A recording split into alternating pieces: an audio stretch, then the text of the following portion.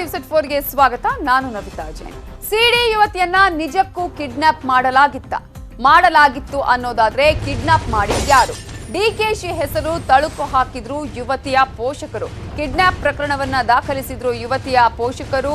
ಆ ಒಂದು ಪ್ರಕರಣಕ್ಕೆ ಸಂಬಂಧಪಟ್ಟ ಹಾಗೆ ಯುವತಿಯ ವಿಚಾರಣೆಯನ್ನ ಮಾಡಲಾಗಿತ್ತು. ಆದ್ರೆ ಯುವತಿ ಇದೇ ಒಂದು ಕಿಡ್ನಾಪ್ ಪ್ರಕರಣಕ್ಕೆ ಸಂಬಂಧಪಟ್ಟ ಹಾಗೆ ಈಗ 164 ಅಡಿಯಲ್ಲಿ ನಾನು ಸ್ವಇಚ್ಛಾ ಹೇಳಿಕೆಯನ್ನ ಕೊಡ್ತೀನಿ ಅಂತ ಹೇಳಿ ಕೋರ್ಟ್ ಮುಂದೆ ಹಾಜರಾಗಿದ್ದಾಳೆ.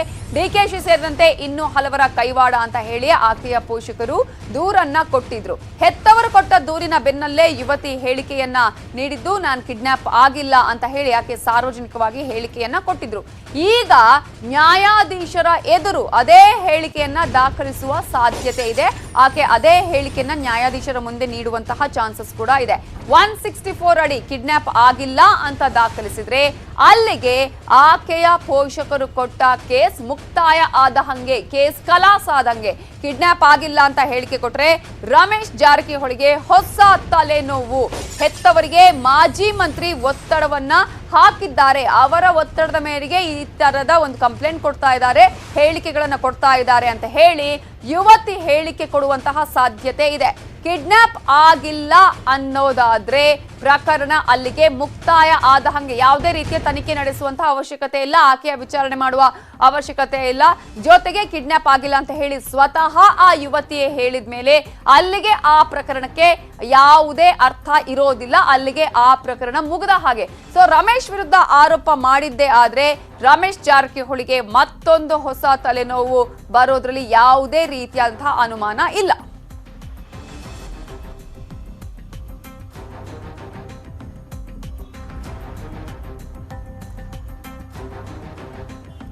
ಇನ್ನು ಹಾಗಾದ್ರೆ ಯಾವ ರೀತಿಯಾಗಿ ಈ ಒಂದು ಪ್ರಕರಣವನ್ನ ತೆಗೆದುಕೊಳ್ಳಬಹುದು? ಆಕೆ ನ್ಯಾಯಾಧೀಶರ ಮುಂದೆ ಹೇಳಿದಂತಹ ಸಂದರ್ಭದಲ್ಲಿ ಇಂತಹ ಹೇಳಿಕೆ ಕೊಟ್ರೆ ಅನ್ನೋದ್ರ ಬಗ್ಗೆ, ಯಾವ ರೀತಿಯಾಗಿ ಈ ಒಂದು ಕಾನೂನು ಪ್ರಕ್ರಿಯೆ ನಡೆಯುತ್ತೆ ಅನ್ನೋದ್ರ ಬಗ್ಗೆ ಹಿರಿಯ ವಕೀಲರಾಗಿರುವ ಶಂಕರಪ್ಪ ಅವರು ನ್ಯೂಸ್18 ಜೊತೆ ಮಾತನಾಡಿದ್ದಾರೆ. ಏನ್ ಹೇಳಿದ್ದಾರೆ ನೋಡೋಣ. ನಮಸ್ತೆ. ಇವತ್ ಮತ್ತೆ ಸಿಆರ್ಪಿಸಿ 164 ಅಡಿ ಹೇಳಿಕೆಯನ್ನ ದಾಖಲು ಮಾಡ್ತಿದ್ದಾಳೆ. ಅಂದ್ರೆ ಎರಡನೇ ಬಾರಿಗೆ ಯುವತಿ ತನ್ನ ಸ್ವಇಚ್ಛಾ ಹೇಳಿಕೆಯನ್ನ ಕೊಡ್ತಾ ಇರುವಂತದ್ದು.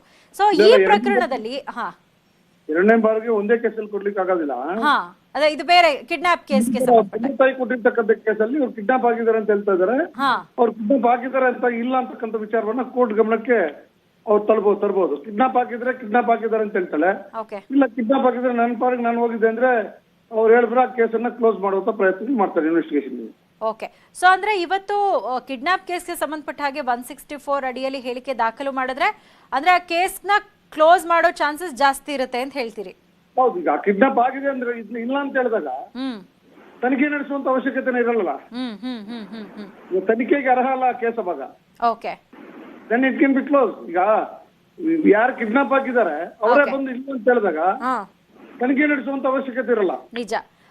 ಅಲ್ಲೇ ಯುವತಿಯ ಪೋಷಕರು ಈ ಒಂದು ಕೇಸನ್ನ ಹಾಕಿದ್ದು ಆ ಟೈಮಲ್ಲಿ ಅವರು ಸಾಕಷ್ಟು ಜನರ ಮೇಲೆ ಆರೋಪವನ್ನ ಮಾಡಿದ್ರು. ಈಗ ಈ ಪ್ರಕರಣದಲ್ಲಿ ಕೇಳಿ ಬರ್ತಾ ಇರುವಂತಹ ಕೆಲವೊಬ್ರು ವ್ಯಕ್ತಿಗಳೇನಿದ್ದಾರೆ ಅವರು ಕೂಡ ಈಗ ನಾಪತ್ತೆಯಾಗಿದ್ದಾರೆ. ಅವರ ಹೆಸರನ್ನು ಸೇರಿದಂತೆ ಡಿಕೆ ಶಿವಕುಮಾರ್ ಅವರ ಹೆಸರನ್ನು ಕೂಡ ನೇರವಾಗಿ ಪ್ರಸ್ತಾಪ ಮಾಡಿದ್ರು.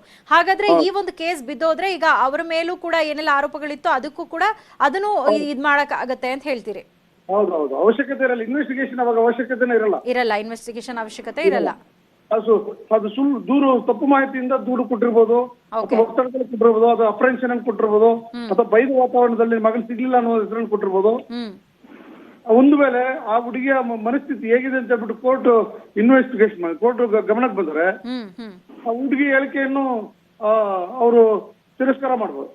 ಅವರು is not in a mind state of mind to give the evidence ಅಂತ ಹುಚ್ಚಿಯಾಗಿದ್ರೆ ಅಥವಾ ಮಾನಸಿಕವಾಗಿ ಇದು ತೊಂದರೆ ಆಗಿದ್ರೆ ಅಥವಾ ಅನಾರೋಗ್ಯದಿಂದ ಕೂಡಿದ್ರೆ ಅಥವಾ ಶಿ ಇಸ್ ನಾಟ್ ಡಿಸೇಬಲ್ ಆಗಿದ್ರೆ, ಮೆಂಟಲಿ ಡಿಸೇಬಲ್ ಆಗಿದ್ರೆ ಅಂತ ಸಂದರ್ಭದಲ್ಲಿ 164 ಸ್ಟೇಟ್ ತಗೊಳ್ಳುವಂತ ಅವಶ್ಯಕತೆ ಇರಲ್ಲ. That is there is no valid for that. ಅಥವಾ ಒತ್ತಾಯ ಯಾರ್ದಾದ್ರು ಒತ್ತಡದಿಂದ ರೆಕಾರ್ಡ್ ಮಾಡಿದ್ರೆ ಅಂತ ಸಂದರ್ಭದಲ್ಲಿ ಆ ಹೇಳಿಕೆಯನ್ನ ಕೊಡುವ ರೆಕಾರ್ಡ್ ಮಾಡುವಂತ ಅವಶ್ಯಕತೆ ಇರಲ್ಲ. ಕೋರ್ಟ್ ಅವ್ರು ಮಾಡೋದು ಇಲ್ಲ. Okay sir. ಈಗ ಆಲ್ರೆಡಿ ಈಗ ಅತ್ಯಾಚಾರ ಕೇಸ್ಗೆ ಸಂಬಂಧಪಟ್ಟ ಹಾಗೆ ಆಲ್ರೆಡಿ ತನ್ನ ಸ್ಟೇಟ್ಮೆಂಟ್ ಅನ್ನ ದಾಖಲು ಮಾಡ್ಕೊಂಡಿದ್ಲು. ಸುಮಾರು ದಿನಗಳ ಕಾಲ ಯುವತಿ ನಾಪತ್ತೆ ಆಗಿದ್ಲು.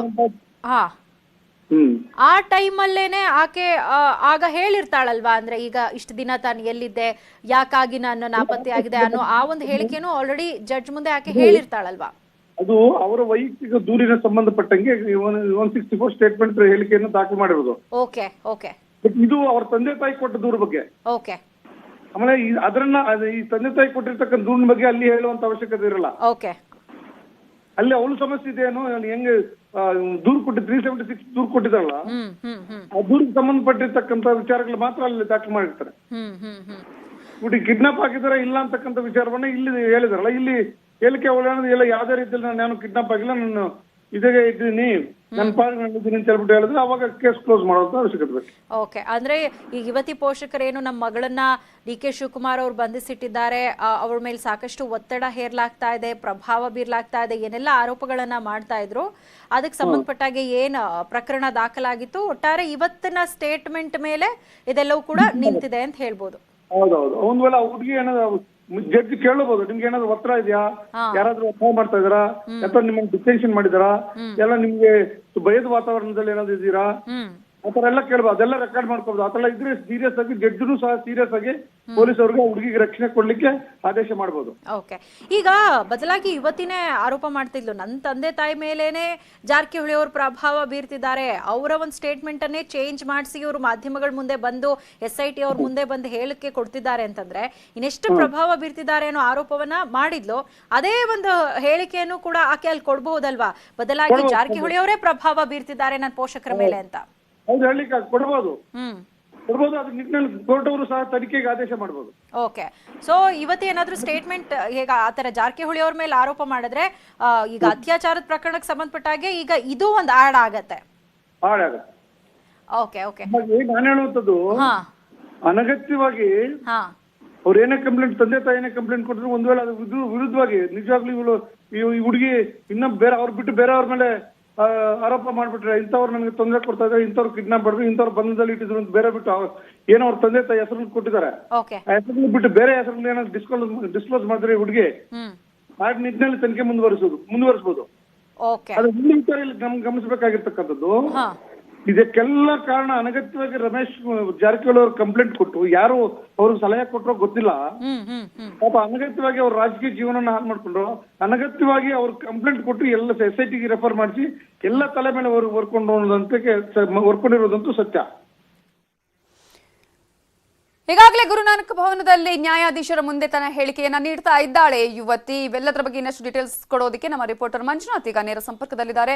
ಮಂಜುನಾಥ್, ಈಗಾಗಲೇ ಯುವತಿಯ ಹೇಳಿಕೆಯನ್ನು ಕೂಡ ದಾಖಲಾಗ್ತಾ ಇದೆಯಾ, ಎಷ್ಟು ಹೊತ್ತು ಬೇಕಾಗಬಹುದು ಅನ್ನೋದು ಒಂದ್ ಕಡೆ ಆದ್ರೆ, ಇನ್ನೊಂದು ಕಡೆ ಈಗಾಗಲೇ ಆ ಒಂದು ಯುವತಿ ನಾನು ಕಿಡ್ನಾಪ್ ಆಗಿರ್ಲಿಲ್ಲ, ನಾನು ಸ್ವಇಚ್ಛೆಯಿಂದ ಬೇರೆ ಕಡೆ ಇದ್ದೆ ಅನ್ನುವಂತಹ ಹೇಳಿಕೆಯನ್ನ ನ್ಯಾಯಾಧೀಶರ ಮುಂದೆ ಕೊಟ್ಟಂತಹ ಪಕ್ಷದಲ್ಲಿ, ಆ ಹೇಳಿಕೆ ನೀಡಿದ್ದೇ ಆದಲ್ಲಿ ಈ ಪ್ರಕರಣದಲ್ಲಿ SIT ಅವರು ಮತ್ತೆ ಆ ಹೇಳಿಕೆಯನ್ನು ಪಡೆದು ಆಕೆಯ ವಿಚಾರಣೆ ಮಾಡುವ ಸಾಧ್ಯತೆ ಇದೆಯಾ, ಅಥವಾ ಇಲ್ಲಿಗೆ ಕ್ಲೋಸ್ ಮುಗಿದ ಹಾಗೇನಾ, ಹೇಗೆ?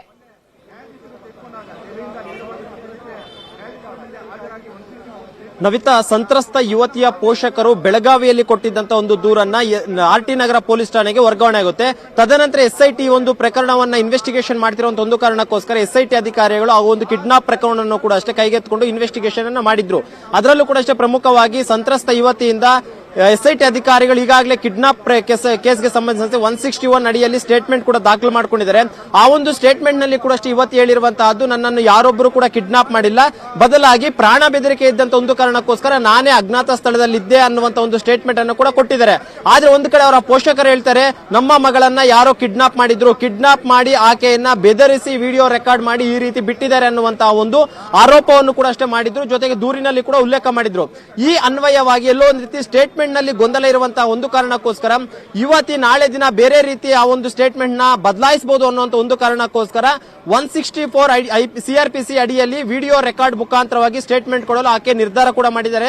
ಆ ನಿರ್ಧಾರದಂತೆ ಗುರುನಾನಕ್ ಭವನದಲ್ಲಿರುವಂತಹ ಮ್ಯಾಜಿಸ್ಟ್ರೇಟ್ ನ ಮುಂದೆ ಈಗಾಗಲೇ ಆ ಒಂದು ಯುವತಿ ಹಾಜರಾಗಿಬಿಟ್ಟು 164 ಅಡಿಯಲ್ಲಿ ಸ್ಟೇಟ್ಮೆಂಟ್ ಅನ್ನು ಕೂಡ ನೀಡ್ತಾ ಇದ್ದಾರೆ.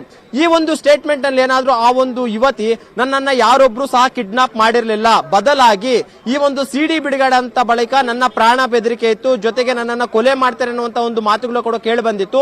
ಆ ಒಂದು ಕಾರಣಕ್ಕೋಸ್ಕರ ನಾನು ಯಾವುದೇ ತನಿಖಾಧಿಕಾರಿ ಮುಂದೆ ಆಗಿರಬಹುದು ಅಥವಾ ಸಮಾಜದ ಮುಂದೆ ಆಗಿರಬಹುದು ನಾನು ಬಂದಿರಲಿಲ್ಲ ಅಂತ ಏನಾದ್ರು ಸ್ಟೇಟ್ಮೆಂಟ್ ಕೊಟ್ಟಂತ ವೇಳೆಯಲ್ಲಿ ಈ ಒಂದು ಕಿಡ್ನಾಪ್ ಪ್ರಕರಣ ಬಹುತೇಕ ಕ್ಲೋಸ್ ಆಗುತ್ತೆ ಅಂತ ಹೇಳ್ಬೋದು. ಯಾಕಂದ್ರೆ ಅವರ ಪೋಷಕರಿಂದಲೂ ಕೂಡ ಅಷ್ಟೇ ಮತ್ತೆ ಸ್ಟೇಟ್ಮೆಂಟ್ ಪಡೆಯುವಂತ ಸಾಧ್ಯತೆ ಇರುತ್ತೆ. ಯಾಕಂದ್ರೆ ಆ ಪೋಷಕರು ಹೇಳ್ತಾರೆ ನಮ್ಮ ಮಗಳನ್ನ ಕಿಡ್ನಾಪ್ ಮಾಡಿದ್ದಾರೆ ಅಂತ.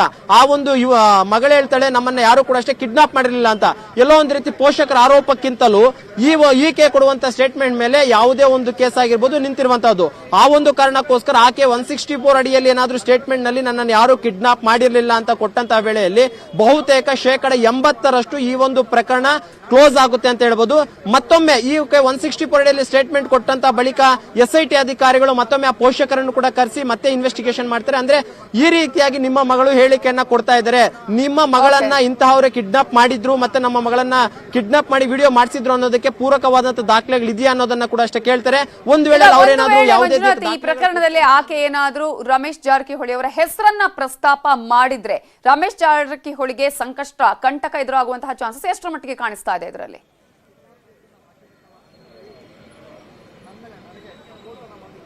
ಅಂದ್ರೆ ಈ ಒಂದು ಕಿಡ್ನಾಪ್ ಪ್ರಕರಣದಲ್ಲಿ ಆ ಒಂದು ಯುವತಿ SIT ಅಧಿಕಾರಿಗಳ ಮುಂದೆ ಹೇಳಿರುವಂತಹದ್ದು, ನನ್ನ ತಂದೆ ಮತ್ತು ತಾಯಿ ಇಬ್ಬರನ್ನು ಕೂಡ ಅಷ್ಟೇ ರಮೇಶ್ ಜಾರಕಿಹೊಳಿ ಅವರು ಬೆದರಿಸಿ ಈ ಒಂದು ದೂರನ್ನ ಕೊಡಿಸಿದ್ದಾರೆ ಅನ್ನುವಂಥದ್ದು. ಯಾಕಂದ್ರೆ ಅವರ ಪರ ಅಡ್ವೊಕೇಟ್ ಕೂಡ ಅಷ್ಟೇ ಹೇಳಿದ್ರು, ರಮೇಶ್ ಜಾರಕಿಹೊಳಿ ಅವರು ಬೆದರಿಸಿ ಅವರ ತಂದೆ ತಾಯಿ ಇಬ್ಬರನ್ನು ಕೂಡ ಅವರ ಹಿಡಿತದಲ್ಲಿ ಇಟ್ಕೊಂಡು ಅವರೇ ಖುದ್ದಾಗಿ ಕಂಪ್ಲೇಂಟ್ ಅನ್ನ ಮಾಡಿಸಿದ್ದಾರೆ ಅಂತ ಅವರ ಪರ ವಕೀಲರು ಕೂಡ ಹೇಳಿದ್ರು.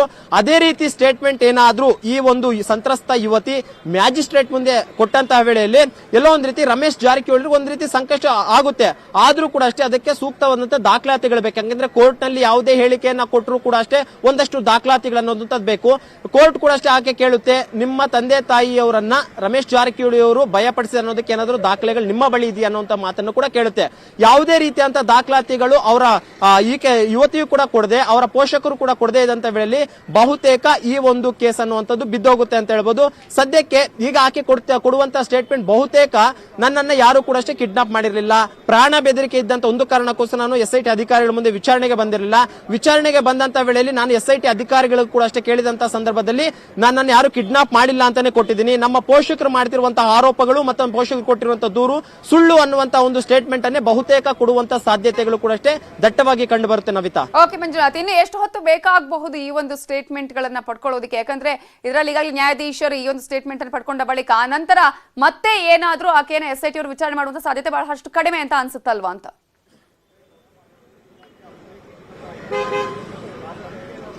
ನವಿತಾ, ಇಲ್ಲಿ ಕಿಡ್ನಾಪ್ ಪ್ರಕರಣಕ್ಕೆ ಸಂಬಂಧಿಸಿದಂತೆ 164 ಸ್ಟೇಟ್ಮೆಂಟ್ ಅನ್ನ ಜಾಸ್ತಿ ಕೊಡುವಂತ ನೆಸೆಸಿಟಿ ಇರಲ್ಲ. ಯಾಕಂದ್ರೆ ಅತ್ಯಾಚಾರದಂತಹ ಪ್ರಕರಣದಲ್ಲಿ ಸುಮಾರು 1.5-2 ಗಂಟೆಗಳ ಕಾಲ ಆಕೆ ಸ್ಟೇಟ್ಮೆಂಟ್ ಅನ್ನು ಸುದೀರ್ಘವಾಗಿ ಕೊಟ್ಟಿದ್ರು. ಆದ್ರೆ ಈ ಕಿಡ್ನಾಪ್ ಕೇಸ್ ನಲ್ಲಿ ಸ್ಟೇಟ್ಮೆಂಟ್ ಅಷ್ಟೊಂದು ಕೊಡುವಂತದ್ದೇನು ಇರಲ್ಲ. ಆ ಒಂದು ಕಾರಣಕ್ಕೆ ಬಹುತೇಕ 25-30 ನಿಮಿಷದ ಒಳಗಾಗಿ ಈ ಒಂದು ಸ್ಟೇಟ್ಮೆಂಟ್ ಅನ್ನ ಬಹುತೇಕ ಮುಕ್ತಾಯ ಮಾಡುವಂತ ಸಾಧ್ಯತೆ ಇರುತ್ತೆ. ಜೊತೆಗೆ ಈ ಒಂದು ಸ್ಟೇಟ್ಮೆಂಟ್ ಆದಂತ ಬಳಿಕ ಆ ಒಂದು ಯುವತಿ ಮ್ಯಾಜಿಸ್ಟ್ರೇಟ್ ಅನ್ನ ಮತ್ತೊಂದು ಮನವಿ ಮಾಡುವಂತ ಸಾಧ್ಯತೆಗಳಿರುತ್ತೆ. ಯಾಕಂದ್ರೆ ನಿನ್ನೆ ನಗರ ಪೊಲೀಸ್ ಆಯುಕ್ತರಿಗೆ SIT ತನಿಖಾಧಿಕಾರಿಗಳ ವಿರುದ್ಧ ಆಕೆ ಒಂದು ಪತ್ರವನ್ನು ಬರೆದಿದ್ರು. SIT ತನಿಖಾಧಿಕಾರಿಗಳು ನನ್ನನ್ನ ಸಂತ್ರಸ್ತೆ ಅಂತ ನೋಡುವ ಕಾಣ್ತಿಲ್ಲ, ಆರೋಪಿತೆ ಅನ್ನುವಂತ ರೀತಿಯಲ್ಲಿ ನೋಡ್ತಾ ಇದ್ದಾರೆ. ಯಾಕಂದ್ರೆ 4-5 ದಿನಗಳಿಂದಲೂ ಕೂಡ ಅಷ್ಟೇ ಮುಂಜಾನೆಯಿಂದ ರಾತ್ರಿವರೆಗೂ ನನ್ನನ್ನ ಸತತವಾಗಿ ಎನ್ಕ್ವೈರಿಯನ್ನ ಮಾಡ್ತಿದ್ದಾರೆ. ಆದ್ರೆ ಇಲ್ಲಿ ಆರೋಪಿ ಅನ್ಸ್ಕೊಂಡಿರುವಂತಹ ರಮೇಶ್ ಜಾರಕಿಹೊಳಿಯನ್ನ ಕೇವಲ 3 ಬಾರಿ ಮಾತ್ರ ಎನ್ಕ್ವೈರಿ ಮಾಡಿ ಬಿಟ್ಟು ಕಳಿಸಿದ್ದಾರೆ. ಜೊತೆಗೆ ನೋಟಿಸ್ ಅನ್ನ ಕೊಟ್ಟರು ಕೂಡ ರಮೇಶ್ ಜಾರಕಿಹೊಳಿ ಯಾವುದೇ ರೀತಿಯ ಪ್ರತಿಕ್ರಿಯೆಯನ್ನು ಕೂಡ ಕೊಡ್ತಿಲ್ಲ. ಆ ಒಂದು ಕಾರಣಕ್ಕೋಸ್ಕರ ದಯವಿಟ್ಟು ಕೋರ್ಟ್ ಮಧ್ಯಸ್ಥಿಕೆಯನ್ನು ವಹಿಸಿ ಈ ಒಂದು ಪ್ರಕರಣದಲ್ಲಿ ನ್ಯಾಯ ಒದಗಿಸಬೇಕಾಗಿ ಆಕೆ ಮನವಿ ಮಾಡುವಂತ ಸಾಧ್ಯತೆಗಳು ಕೂಡ ಇರುತ್ತೆ. ಆದ್ರೆ ಆ ಒಂದು ಯುವತಿ ಕೇವಲ 164 ಅಡಿಯಲ್ಲಿ ಕೇವಲ ಕಿಡ್ನಾಪ್ ಕೇಸ್ಗೆ ಸಂಬಂಧಿಸಿದಂತಹ ಸ್ಟೇಟ್ಮೆಂಟ್ ಅನ್ನ ಕೊಟ್ಟು ಸುಮ್ಮನೆ ಆಗ್ತಾರ, ಅಥವಾ ಹೀಗೆ ನಿನ್ನೆ ಕೊಟ್ಟಂತಹ ಒಂದು ದೂರು ಏನಿದೆ ಆ ಒಂದು ದೂರಿಗೆ ಸಂಬಂಧಿಸಿದಂತಹ ಒಂದಷ್ಟು ಮಾಹಿತಿಯನ್ನು ಕೂಡ ಅಷ್ಟೇ ನ್ಯಾಯಾಧೀಶರ ಮುಂದೆ ಮನವಿ ಮಾಡಿಕೊಳ್ಳುವಂತಹ ಸಾಧ್ಯತೆಗಳು ಕೂಡ ಅಷ್ಟೇ ಇರುತ್ತೆ. Navita, okay, thank you Manjunath ಡೀಟೇಲ್ಸ್ಗೆ. ಉಳಿದ ಅಪ್ಡೇಟ್ಸ್ ಬ್ರೇಕ್ ಆದ್ಮೇಲೆ.